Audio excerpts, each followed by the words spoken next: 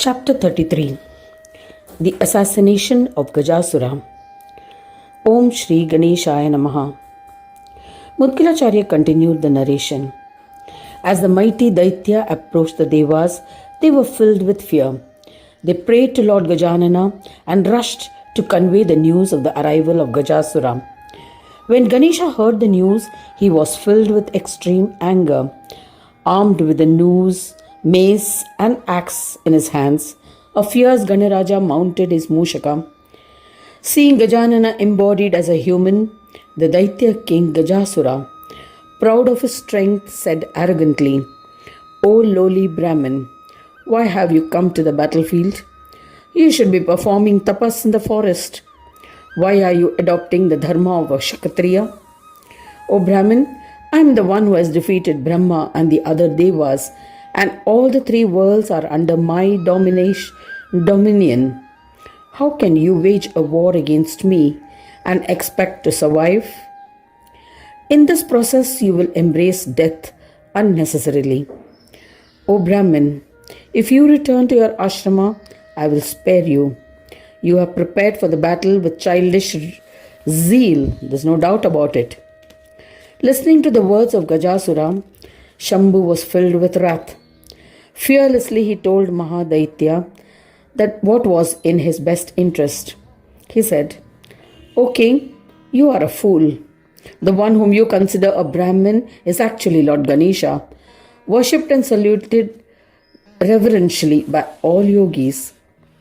He has incarnated as the son of Parashar to fulfill a boon granted to him who had pleased him by his penance.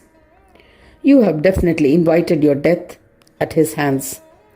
Therefore, O leader of Daityas, set aside your enmity and surrender to Ganesha.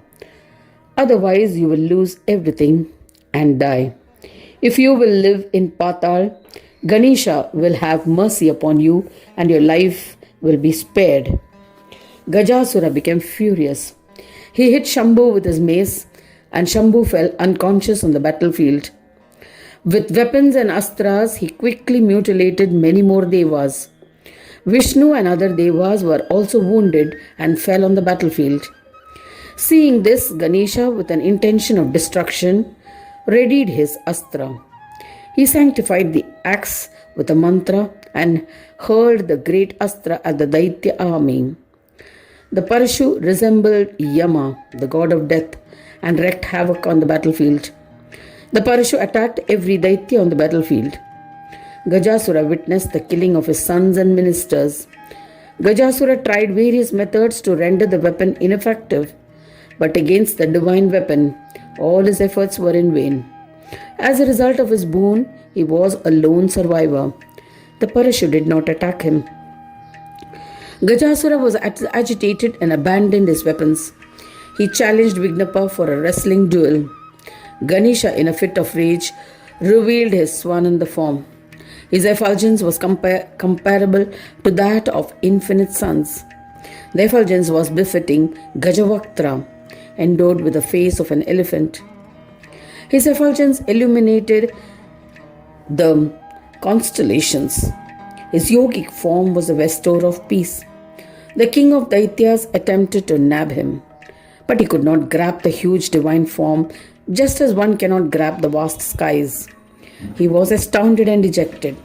He thought, "I am trying to nab Dundi, but all my efforts are in vain. This is incredible.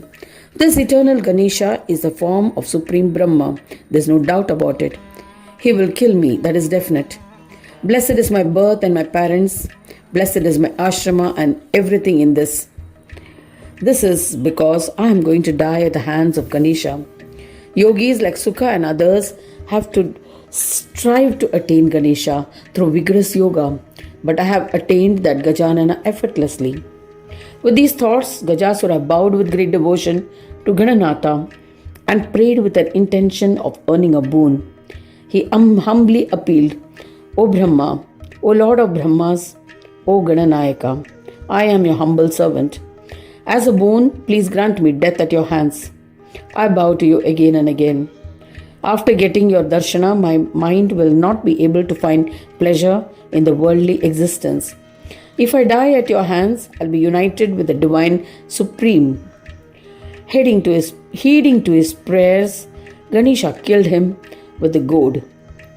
The great Daitya achieved union with the Supreme because of the grace of Ganesha and Sayujya, Mukti, liberation. Neither Shankara nor Munis who were deluded could understand the extraordinary events that unfolded. They failed to comprehend the acts of Gajanana. However, seeing the dead body of the Daitya, the Devas were all happy. Ganesha assumed a milder form and manifested before the assembly in his earlier form. Seeing his original form once again, the Devas and Rishis were happy. They sang praise in various ways. The Devas and Rishis worshipped him with devotion and danced in ecstasy. Devas and Rishis extolled, "To the beautiful form of Gajanana, to Gajavaktra we bow to you. To the son of Parashara and Vatsala, we bow to you. To the brother of Vyasa, to the uncle of Shuka, we bow to you.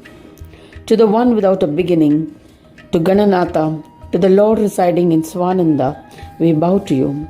You created this universe when endowed with Rajoguna. You preserved this universe when endowed with Sattvaguna. You destroyed this universe when endowed with Tamoguna. O Ganesha, we bow to you. To the Supreme Spirit Paramatma, to the one in the form of Prakriti and Purusha, to the form of Bodha, we bow to you repeatedly. To the Swasamvedya, to Yoga, to Ganapam, to the embodiment of peace, to the Brahmanayaka, we bow to you. To the one who is the enemy of the Daityas named Gaja, to Veera, to Vinayaka, to the one who resides in the minds of the Munis, to the protector of the Munis, we bow to you. To the protector of the Devas, to Vignesha, our salutations to you. To Vakratunda, to Dhira, to Ekadanta, to the Lord, we bow to you. To the incredible one who killed the powerful Gajasura, who was not afraid of being killed by anyone in Brahmanda, we bow to you. After the death of Gajasura, the whole world has become happy, and the religious ceremonies of Swaha and Swada have been re-established. After extolling thus, all Devas and Rishis offered pranams to Ganadisha and lived fearlessly. Holding the ears with hands, they bowed and touched their heads to the feet of Gajanana. They created a melodious sound which pleased Gajanana. He said, "If those devoted to me offer pranams to me in this manner, I shall lovingly grant them all that they desire." Assuring thus, he, along with Siddhi and Buddhi, disappeared. The Munis also returned to their respective hermitage. But the parents of Ganesha were filled with sorrow. Father Parashar and Mother Vatsala, on hearing the news that their son had disappeared, drowned in sorrow. Then the all-merciful Gajanana, understanding their mental agony, enlightened their chitta with the eternal divine knowledge. Gajanana said to his parents, "After sculpting my idol, consecrated with mantras recited by Brahmins, and instill it with devotion, comprehend me in your heart in the form of yoga, and as the bestower of yogic peace, continue your daily routine." O Daksha, seeing this, Ganesha, who was established in their hearts, disappeared. They became eminent yogis and maintained their daily routine. O Daksha, Parashara and Vatsala installed an immovable idol of Ganesha. When the idol was consecrated, they were blessed with siddhis. By the mere darshan of the idol, the desirous devotees are blessed with fulfillment of their wishes. In the end, they attain liberation. O Daksha, I just narrated the legend of how Gajasura was assassinated. The legend is joy-giving and destroyer of all sins. Anyone who reads or listens to this legend with devotion, O Daksh Prajapati, will be blessed with enjoyment and liberation. Thus ends the 33rd chapter titled The Assassination of Gajasura. In the second Khanda of Puran Upanishad, Srimad Mudgal Puran, describing the legends of Ekadanta, dedicated to Sri Gajanana. End of chapter 33.